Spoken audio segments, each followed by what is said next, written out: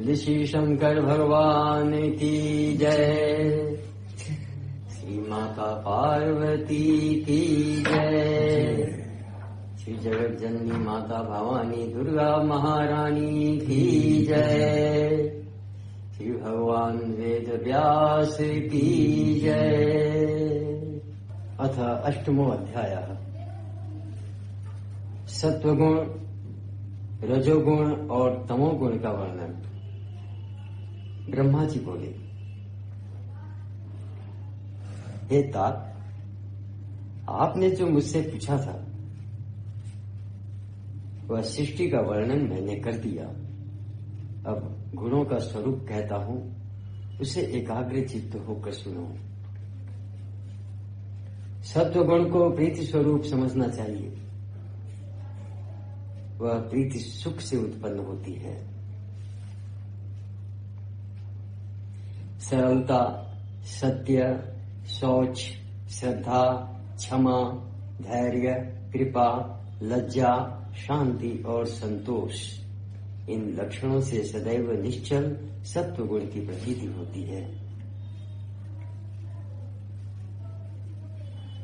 सत्वगुण का वर्ण श्वेत है। यह सर्वदा धर्म के प्रति प्रीति उत्पन्न करता है। सत श्रद्धा का आविर्भाव कराता है तथा असत श्रद्धा को समाप्त करता है।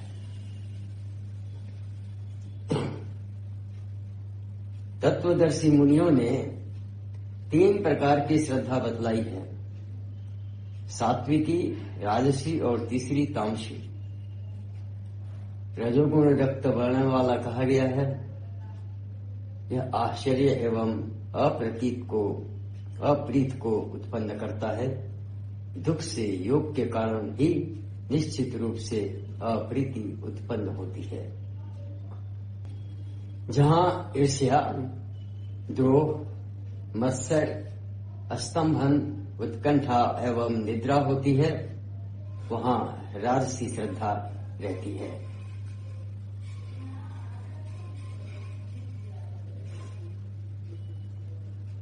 अभिमान, मद और गर्व, ये सब भी राजसी श्रद्धा से ही उत्पन्न होते हैं। अतः विद्वान मनुष्यों को चाहिए कि वे इन लक्षणों द्वारा राजसी श्रद्धा समझ लें।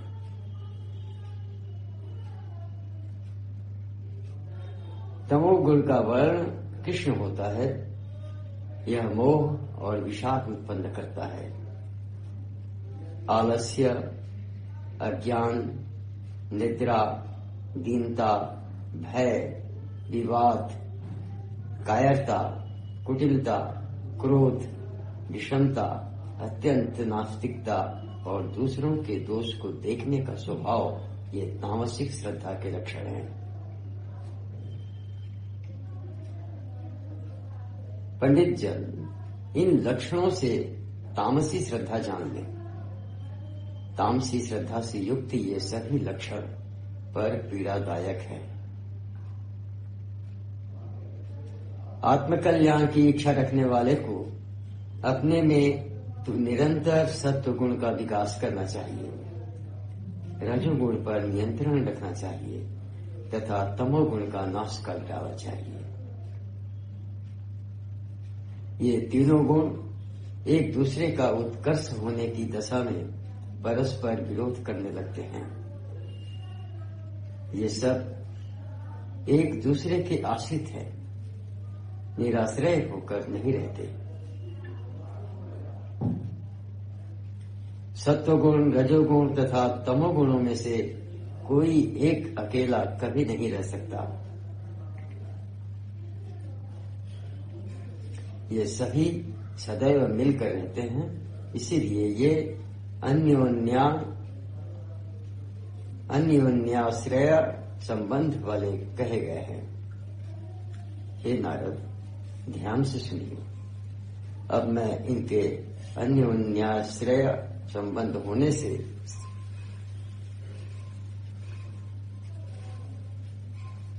होने वाले विस्तार का वर्णन करता हूं, जिसे जानकर मनुष्य भाव बंधन से छुटकारा प्राप्त कर लेता है। इसमें आपको किसी प्रकार का संदेह नहीं करना चाहिए। सम्यक प्रकार से जानकर ही मैंने यह बात कही है।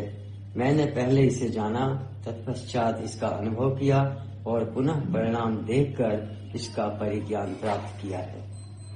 हे महामते, मात्र देख लेने, सुन लेने अथवा संस्कार जनित अपने अनुभव से ही किसी भी वस्तु का तत्काल परिज्ञान नहीं हो जाता। जैसे किसी पवित्र तीर्थ के विषय में सुनकर किसी व्यक्ति के हृदय में राजसी श्रद्धा उत्पन्न हो गई और वह उस तीर्थ में चला गया। वहां पहुंचकर उसने वही देखा जैसा पहले सुना था। उस तीर्थ में उसने स्नान करके तीर्थ कृत्य किया और राजसी दान भी किया। रजोगुण से युक्त रहकर उस व्यक्ति ने कुछ समय तक वहां तीर्थवास भी किया, किंतु ऐसा करके भी वह राग द्वेष से मुक्त नहीं हो पाया और काम क्रोध आदि विकारों से आच्छादित ही रहा। पुनः अपने घर लौट आया और वह पूर्व की भांति वैसे ही रहने लगा।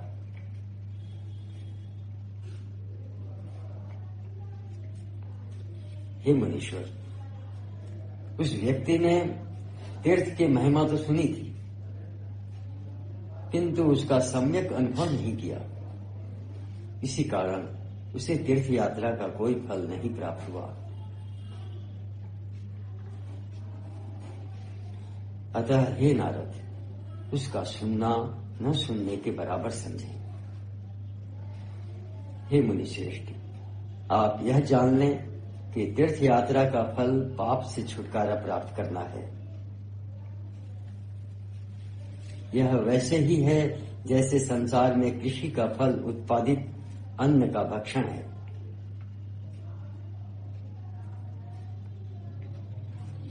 जो काम क्रोध, लोभ, मोह, तृष्णा, द्वेष, राग, मद, परदोष दर्शन, ईर्ष्या, सहनशीलता का अभाव और अशांति आदि है, वे पापमय शरीर के विकार हैं। हे नारद, जब तक ये पाप शरीर से नहीं निकलते तब तक मनुष्य पापी ही रहता है। तीर्थ यात्रा करने पर भी यदि ये पाप देह से नहीं निकले तो तीर्थाटन करने का वह परिश्रम उसी प्रकार व्यर्थ है जैसे किसी किसान का।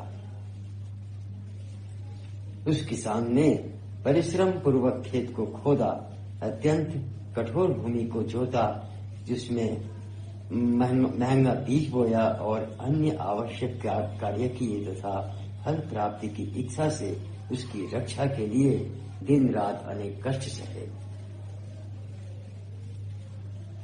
किंतु फल लगने का समय हेमंत काल आने पर वह सो गया,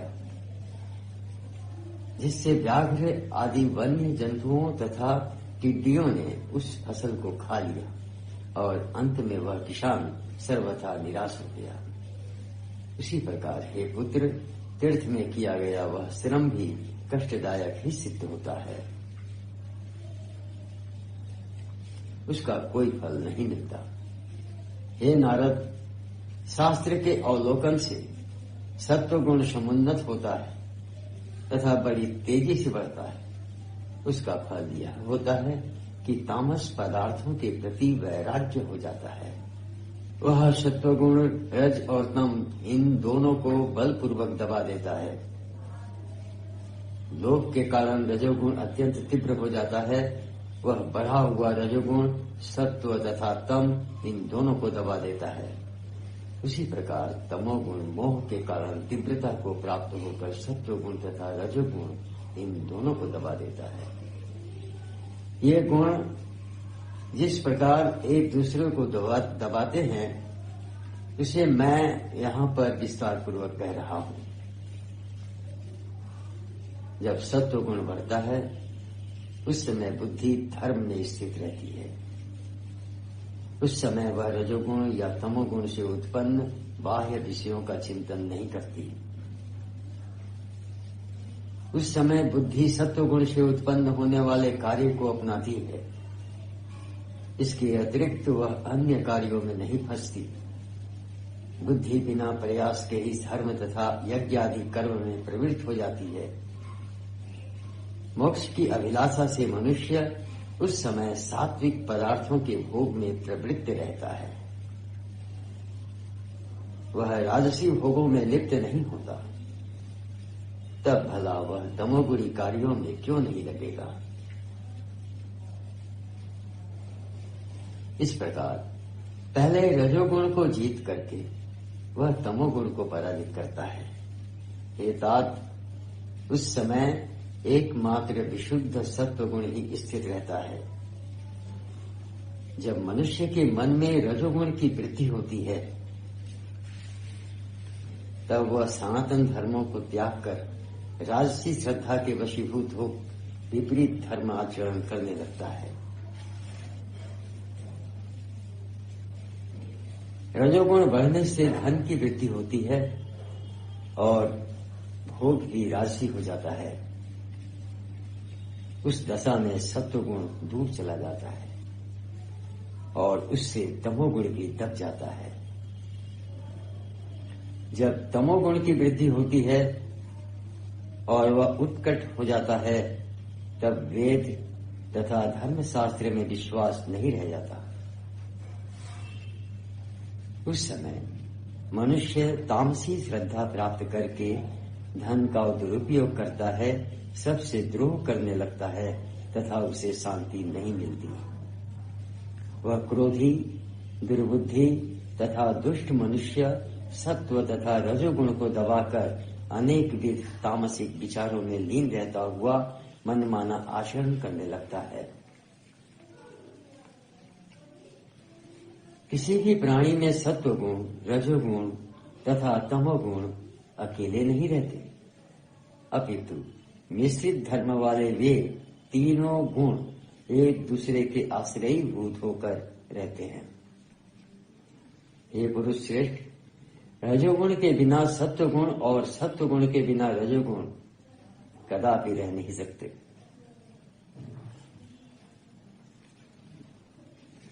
और इसी प्रकार तमोगुण के बिना ये दोनों गुण नहीं रह सकते।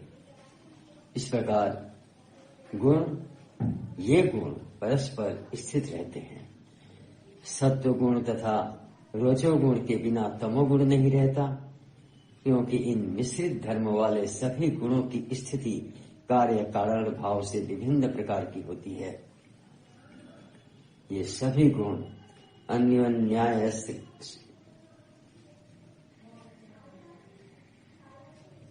अन्योन्य आश्रय भाव से विद्यमान रहते हैं, अलग अलग भाव से नहीं। अन्योन्याश्रय भाव से विद्यमान रहते हैं, अलग अलग भाव से नहीं। प्रसव धर्मी होने के कारण ये एक दूसरे के उत्पादक भी होते हैं। सत्वगुण कभी रजोगुण को और कभी तमोगुण को उत्पन्न करता है। इसी प्रकार रजोगुण कभी सत्वगुण को तथा कभी तमोगुण को उत्पन्न करता है। इसी प्रकार तमोगुण कभी सत्वगुण को एवं कभी रजोगुण को भी उत्पन्न करता है। ये तीनों गुण आपस में एक दूसरे को उसी प्रकार उत्पन्न कर देते हैं, जिस प्रकार मिट्टी का लोंदा घड़े को उत्पन्न कर देता है। मनुष्यों की बुद्धि में स्थित ये तीनों गुण परस्पर कामनाओं को उसी प्रकार जागृत करते हैं, जैसे देवदत्त, विष्णुमित्र और यज्ञदत्त आदि मिलकर काम करते हैं। जिस प्रकार स्त्री और पुरुष आपस में मिथुन भाव को प्राप्त होते हैं, उसी प्रकार ये तीनों गुण परस्पर युग्म भाव को प्राप्त रहते हैं।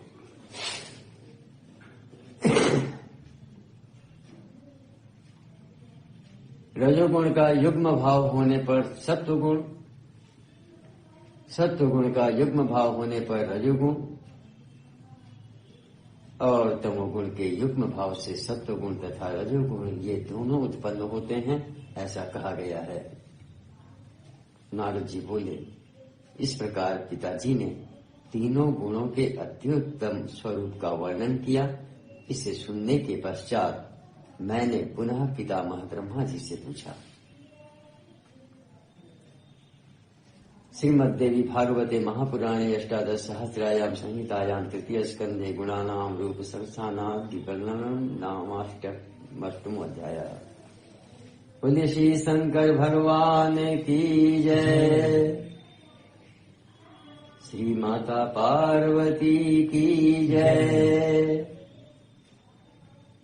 श्री जगत जननी माता भवानी दुर्गा महारानी की जय, श्री भगवान वेद व्यास की जय।